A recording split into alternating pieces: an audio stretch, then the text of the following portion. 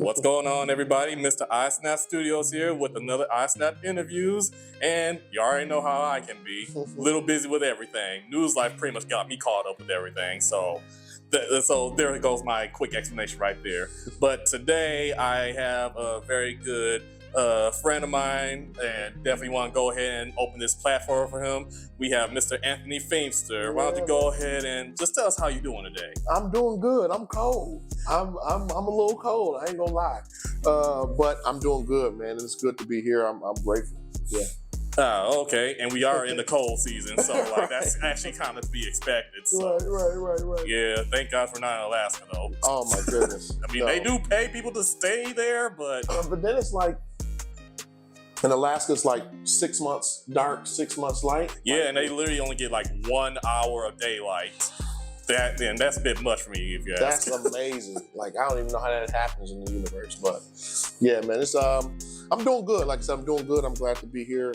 Just finishing up some stuff, finishing up school, finishing up the semester. Just ready for it to be over. But overall, today I'm doing pretty good.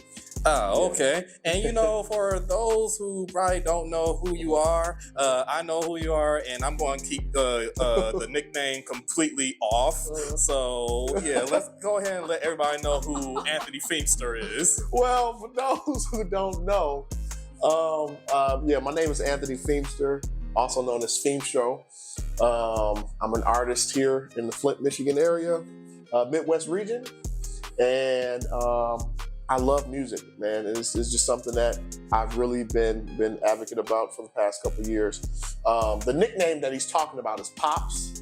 I know he wants to, put that on in there, but it's so funny because I was telling my wife, I said, I got an interview with Alvin, and and I was just talking. I was like, yeah, he probably gonna call me Pops. So she was like, where Pops come from? So for those who don't know, me and this dude go back way back. Yeah, early 2010s. Early 2010s. We met at Young Life.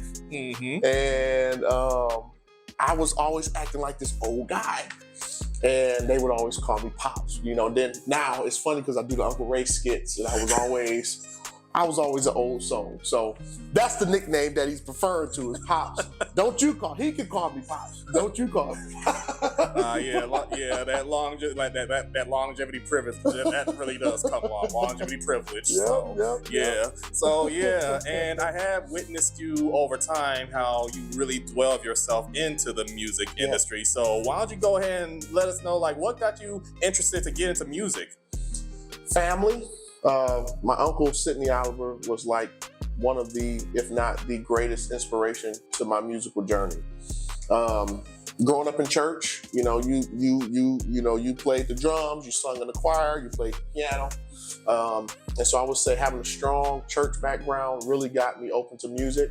Both sides of my family do something crazy, but my mom's side, everyone in my mom's side can play an instrument, sing, or do both.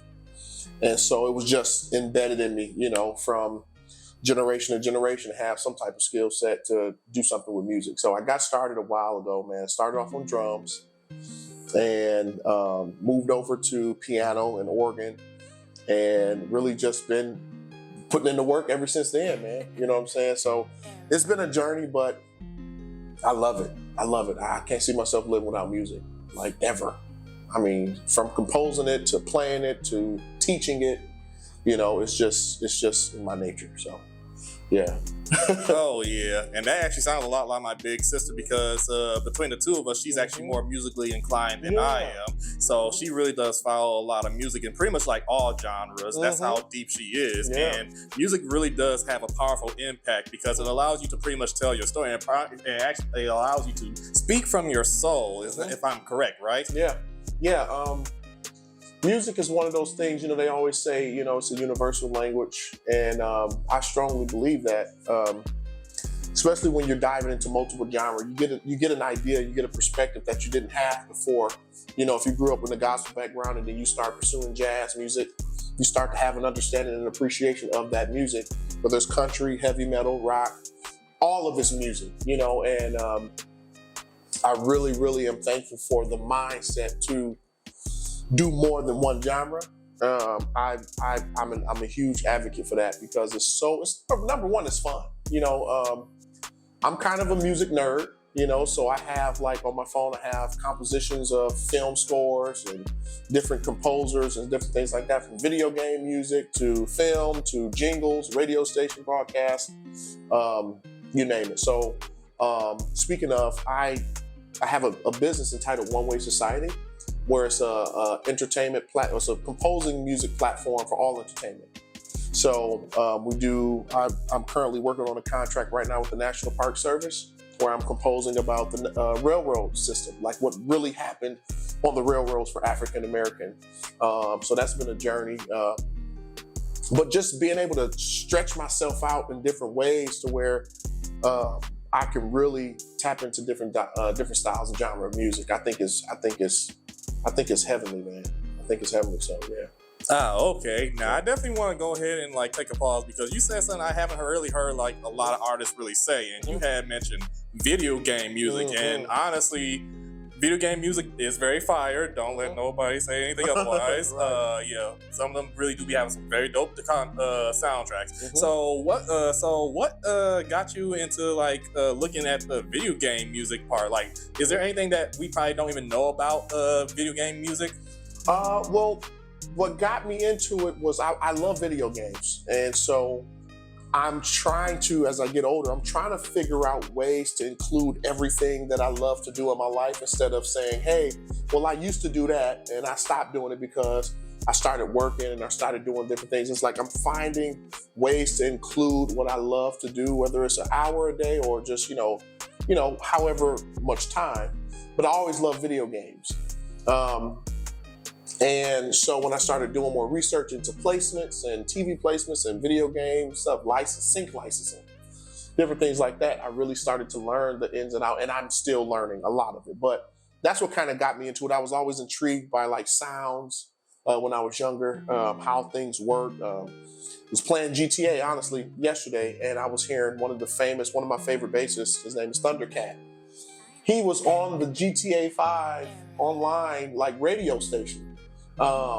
Which is just crazy, mind-blowing, man. So I think a lot of that came from just an interest when I was younger. And it's a very lucrative situation.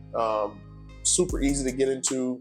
I think that a lot of people wouldn't know that it's as accessible it's more accessible than it seems to get involved into sync placements, licensing, getting your music on, television, film,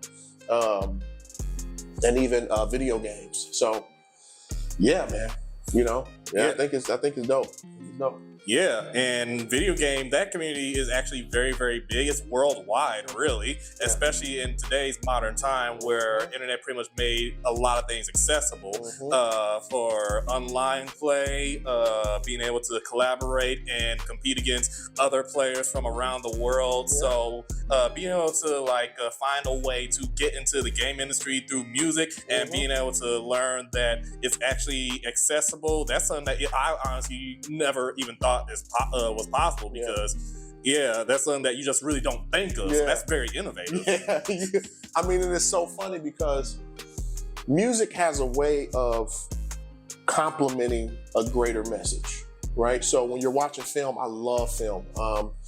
Check out this app called Letterboxd if you haven't. It's like a big community of film composers, directors, artists, music lovers. It's like their own social media, and it's like reviews of movies, ways to get in touch with different artists. And we'll talk about it probably a little bit after set. But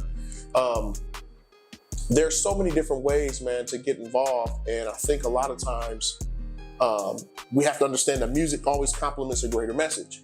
So when you're playing a video game, there's sound effects and there's different musical moments that tries to trigger or convey or pull out a certain emotion of the user, of the consumer.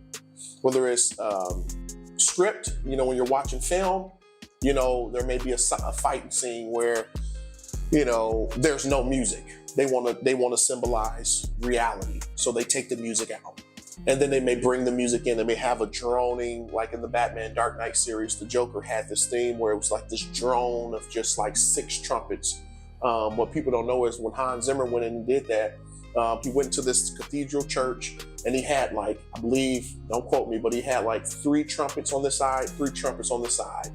playing, and they had the whole mic'd up situation just to capture this sound. And so it's just, it's always there are always moments where music complements a greater message. You know, when you receive a ringtone, you hear your phone going off, it's trying to notify you of a greater message that you need to respond to, whether it's a phone call, a text, or an alert from an app, or whatever it may be. Same thing in film, same thing with music and lyrics.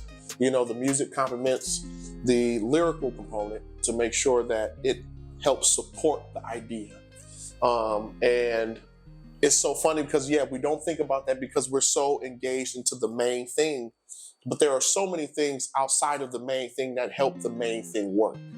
You know, and you being a film producer and photographer and videographer, you understand the importance of having an idea or a subject and then having surrounding things support that subject to make it make sense, whether it's in the shot, whether it's, you know, hey, you know, move this right here so it can support this face, you know, all these different types of stuff, you know. And so it's just funny because a lot of people, yeah, they don't think about that often. So yeah. Sorry, I told you I'm full nerd. No, you're totally fine. I totally get that, especially in the perspective as far as being a creative, because I am definitely like kind of nitpicky when it comes to like what really works, what works for the image, especially working in the news industry. I was actually granted the opportunity to put a little music background for a Halloween special that we had worked on, something that never really does because we gotta be very careful with copyright, but we had non-copyrighted music and had the opportunity to listen to different music, different sounds, and it's like, if it don't sound right to me, it's not going to match along with the video that was created. Like it would not make any sense. It would like actually like deter people away. So definitely coming from an aspect as a creator, like you want to make sure that the music does provide the right mood and goes well with the message that you are conveying to your overall audience. Yeah, man, that's powerful right there. That's powerful because a lot of people, even when you're looking for an audience, like I said, I do jingles as well. So there may be situations where I'm having a lot of conversation with the business or the company or the writer, working hand in hand to making sure that what it is that I create fits the brand and fits the business to a T. You know, when they hear this music, do they associate it with this? When you hear it, ba-da-ba-ba-ba, what do you associate that with? Do you associate that with Sony Productions? No, you associate that with McDonald's. And repetition, simplicity, there's many different tools that kind of help that idea in the process, but it's a wonderful feeling to be able to create something for someone in an environment and release it. I think that's one of the most powerful things, is to create something or capture something for an audience and have them experience it, you know? So as an artist, I feel like that's what I do. I capture and I create things from my inner soul, and I have different tools that help accompany and support that idea. And that's the knowledge of music, that's the theory, you know, all of these things outside of the feeling, I try to incorporate and help package this thing. You know, when I came out with different music, that was kind of like the process. So yeah, it's powerful. It's a powerful thing to understand the mood of music. So yeah. Oh yeah, very powerful indeed. And speaking of which, I never got around to this, but you also do work around with a band as well, right? Why don't you go ahead and like let us know what got you started with the band, and pretty much like just let us know in general like what the band's all about, what you specialize in. Yeah, so my artist name is Feimstro. Yes. My last name is Feimster. When I was in the earlier years of college, you know, I was conducting orchestra, so I would conduct like, you know, all brass orchestra, you know, string orchestra. I was conducting, I was in the choir, I was in the jazz program, I was in classical music, and they were like, dude, you're like a maestro. And so when I had, right. So when I had came, you know, to being an artist, I was looking for a name and different things like that. And we worked it out, and Feimstro, my last name mixed with Maestro, it just made sense. And then I started a band, Feimstro and the Farts, because it gets funky. Okay, because I was very curious about that. Yeah, a lot of people always, the farts themselves, they were like, I don't want to be called no fart, but I think it's so out there, like, it's when you hear it, it's like you don't hear it anywhere else. And that's the important part of branding, that's a whole nother thing. But so that the band came about that. And so what I started doing was I wanted to find a space where I could showcase my band and showcase my music and showcase my love for the art of just music and song. And so I got in touch with Comic Book Store, Dorian Jackson and Egypt Otis, great friends of mine. Yeah, big shout out to them. Big shout out to Egypt for speaking up. If you follow her on Facebook, you know exactly what's going on. You know what it is. And she's been very advocate about just the culture of us, the Black people, just people in general. That store has been, I'm forever indebted to Comic Book Store. And so I started doing a show at the Comic Book Store every fourth Friday. And people were coming out, different genre. I would do a 70s show. I would do a blues. I would do a Halloween show. I would do, John Mayer show. I would do all these different types of things to showcase my diversity in genre, to showcase that Flint is more than rap. There are artists here that really enjoy multiple genre, and there are people here that enjoy multiple genre. And so that was just like a way to where it kind of started. Went into studio and produced one of my first big projects, the Nina album. Oh, it was so fun. Went into studio, did that. Had features such as Shamara Tumblin, Mama Soul, great friend of mine. And it's just been the whole thing. So that's kind of how it got started. And we've just been rolling ever since. Got some exciting stuff ahead, but it's really been a journey. It's really been a journey, and I'm forever grateful for the band. If you're watching, I love y'all. Y'all know who y'all are. Tosh, Jari, Caleb, John, Ethan. Love you guys, man. Big shout out to everybody that made everything possible on the journey, because none of us can really go forward strictly by ourselves. No, if you sir. do, by the grace of God, God bless you, because you somehow found the magic trick. But as far as I know, nobody who has pretty much like reached certain levels in life has ever done it 100% completely alone. Absolutely. And I honestly feel like that's where the power lies. They have the quote that says that, there's competition at the top, there's competition at the bottom. Let me get that right. There's competition at the bottom, but at the top, we're collaborating. We're in the community, we're working with one another. We don't have to do the same thing, but there's a way to where we could take what it is that we do and share spaces with one another and build it for a higher good. You know what I'm saying? So absolutely could not be where I'm at without my band, my wife. Shout out to my wife, Leah, my church. If I start calling stuff off, man, I'm gonna leave some people off. Then I'm gonna get some text messages. Hey, shout out to everybody that made it. Shout out to everybody that's a part of Feimstro and has ever been a part of Feimstro. So, there you go. Nobody's left out. shout out to everybody, man. Okay, and pretty much just to close this out, is there anything that you would like to share for the audience who are maybe viewing this? Anything inspirational, anything encouraging? Just let us know, like, if there's anything you would like to share. Yeah, man. One thing that I would say is that it's important to live, lead, and love by example. I'm big on humility. I'm big on, showing the world that, you have more than your 9 to 5 in you, so build that thing up, shoot for your dreams, because it's possible. It's going to take some work, but it's possible.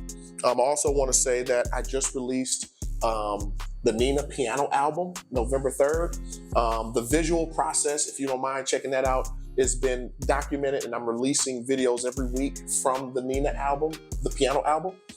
So that's on YouTube. I got the playlist up. The video just dropped yesterday, the Nina actual situation. And then I got some more things happening next year with new album. This ain't no joke, little disclaimer. But if you could check out on Bandcamp, Spotify, I'll be releasing some things. But on YouTube, I released the Nina piano album live. And it's a very, very dope project, recorded by my guy, Delano Moore. mixed and mastered by my people Tyler Robertson and Sam Peters, which I'm forever grateful for. But it's a dope project, inspired by Nina Simone, which has just been amazing. So keep doing what makes you happy in life, and it's all gonna work out. I strongly believe that, without a shadow of a doubt, that it takes hard work, but it's possible. Just stay the course, don't quit. Yeah. So, yeah, man. All right, man. Thank you for hopping on to this interview. It's actually been a blessing to be able to hear from Anthony Feimstro, aka Pops. Yeah, there we go. Man, you the one that honestly kept that name alive, man. I may have to do something with that. So, well, yeah, I appreciate it, man. This has been a pleasure, and I want to say too, man, I'm proud of you. When I see what you're doing, you are the epitome of hard work. So don't let anybody stop you from what you're doing. Keep pushing, keep doing it your way, because your way makes the most sense to you. And a lot of people may not understand it right away, but then they'll start to see, okay, this dude he's constant, he works hard, he got good work. So dude, like I don't say a lot, but I watch a lot. And you're one of the individuals, man, that inspires me. Seriously, you can't go downtown, especially in the summertime, and not see that hat. Man, make sure you get a close up on this. Make sure you get a close up on this hat right here. That hat right there gonna be worth a lot of money one day. Watch what I tell you. And I just want to say thank you, man. I thank you for being yourself. Thank you for continuing to work hard and do things like this, like you do from the heart. Seriously, I appreciate you. Man, thank you very much. You're doing it. I'm always trying not to have any tears trying to fall out. It's all good, man. We'll edit that out if you see any tears going on. We'll edit that out, but no, man, it's been a pleasure, and thank you. Thank you for having me. Yeah, you're welcome, man. Okay. All right. Peace. Peace out. iSnap Studios.